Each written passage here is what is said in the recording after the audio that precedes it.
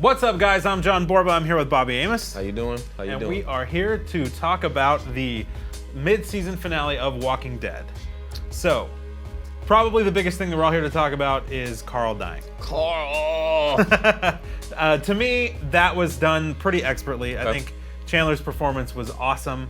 I think that we got a whole lot out of him and seeing where the show could potentially go.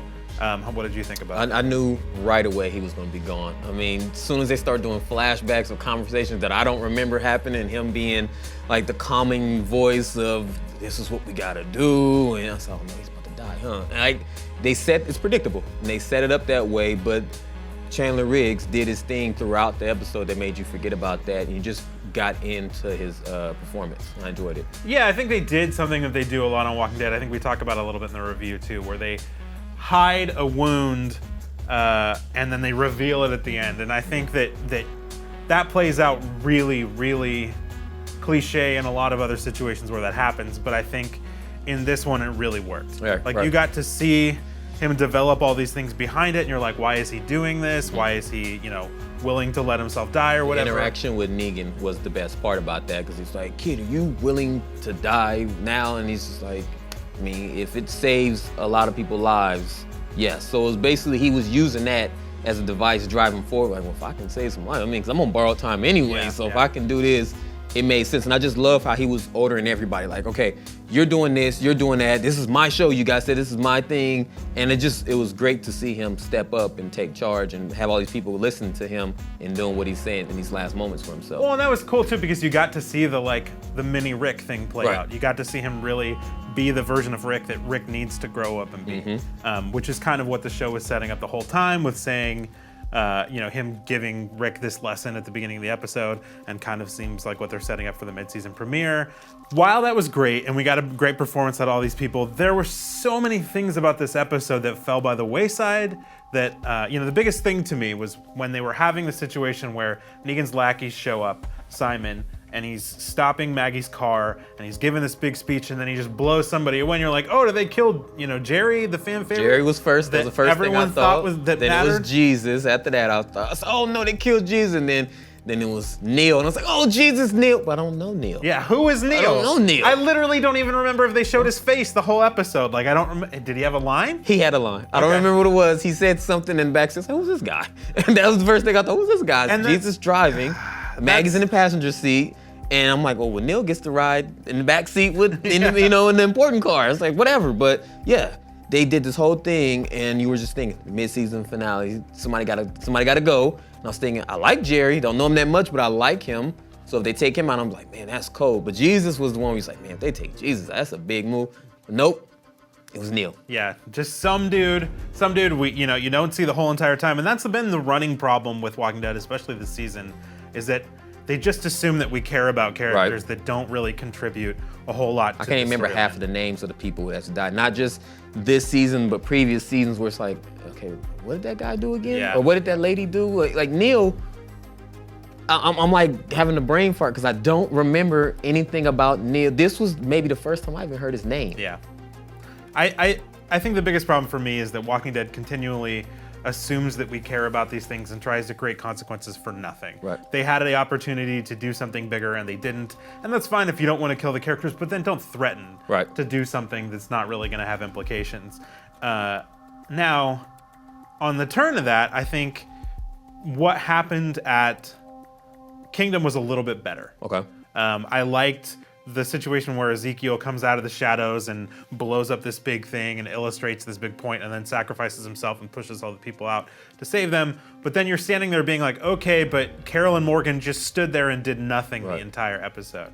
And there are two characters, Carol less so, but Morgan, who's just been trying to find some way to hurt somebody the whole season. There's your chance, right? He should have. I thought he was standing there going, okay, they're about to try to kill Ezekiel. I need to break in, help him get out of this situation, because everybody else was set free with him, locking up the doors with the chains and things. And they're like, okay, everyone else is clear. You can kind of come in and get him out of there. Yeah. And like you said, Carol's there too. Let's get this moving. And that was like the one downside of the Kingdom story for me, was like, come on, like you set this up to the point where we had Ezekiel moping around and he was hopping around, couldn't do nothing, and all of a sudden everything kicked in, adrenaline kicked in, and the ankle or knee or whatever's bothering him wasn't really doing much no more. He's setting distractions and driving.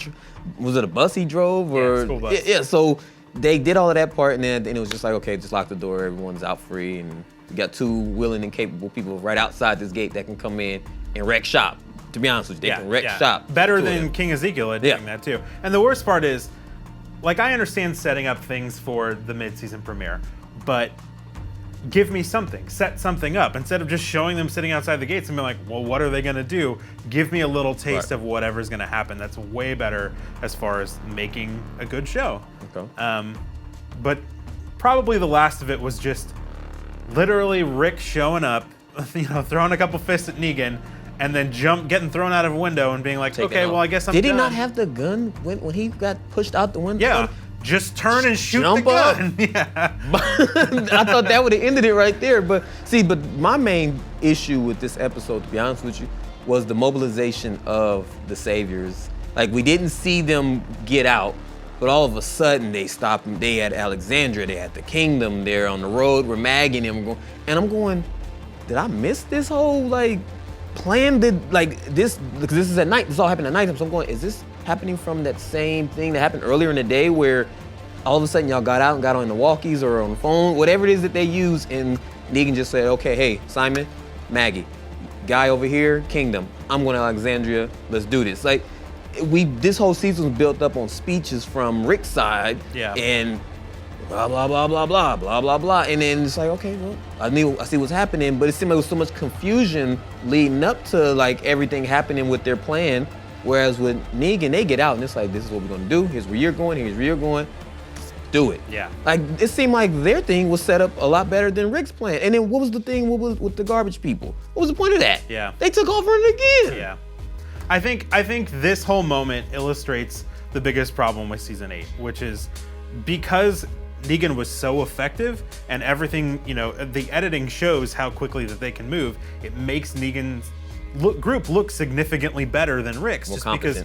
Because Rick spent, and Ezekiel and them spent how many points just showing planning on camera for what purpose? I don't need to watch 7 episodes of people talking about what they're gonna do. Just get out and do it. And that's exactly what Negan did. And look at the infighting Rick and Daryl had, where they both had different situations like, well, this is what we should do and this is what we should. They had a fight and blowing stuff up and driving a truck in a wall. Yeah, and even the point where Daryl and Tara did their part, and that kind of got swept on the rug. Was like, hey, we all make mistakes, and I'm still at the point where this is their fault. Even though Dwight was saying Eugene did whatever, I didn't see that happen. All I saw was the truck go through the wall and the walkers going in, and somehow I put that together as that was the way Negan and them got away. I still was blaming Daryl and Tara, and it was just like, oh, we all make mistakes and blah, blah, blah. I was like, what's the consequence? Yeah.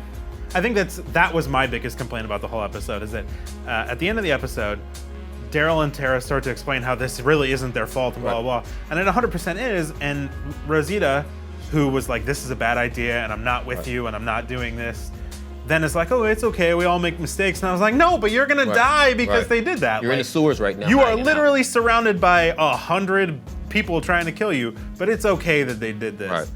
Now, that being said, I think we do have some interesting stuff set up on the back end. Okay, lay it on me. So I read an interview on comicbook.com with Lenny James talking about how this really sets up... That's Morgan. Yeah, Lenny James plays Morgan, a different dynamic for Rick and Morgan, and I'm very excited for that, especially if Morgan is eventually leaving to go to Fear the Walking Dead, that Rick and Morgan have an understanding now. They both lost their wives, they both lost their sons, they both have been through a whole bunch of stuff, they both saved each other.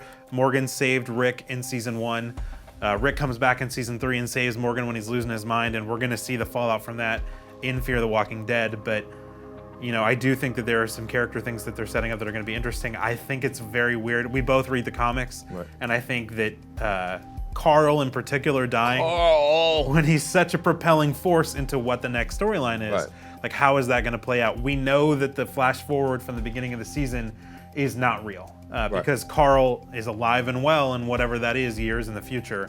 And on Talking Dead this week, Scott Gimple confirmed that Carl's gone. He's going out. Yeah, he said basically when you get bit, Yeah, in that area is like he basically was saying there's no coming back from that, Yeah. you know? But again, the way that they show these walkers biting into people, they always take chunks out of people's like arms and limbs and things.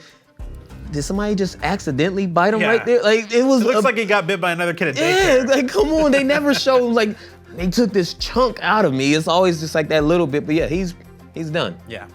So if you were hesitant, it was confirmed by Scott Gimple. He's toast. But I think that's going to lead up to some interesting things. I'm kind of excited to see what the second half is for season 8. I'm hesitant, a little skeptical. How are you feeling about? I'm just hoping that we really can see where they move with Rick and Negan. Like I feel like they gave us a little taste of what was the little fight.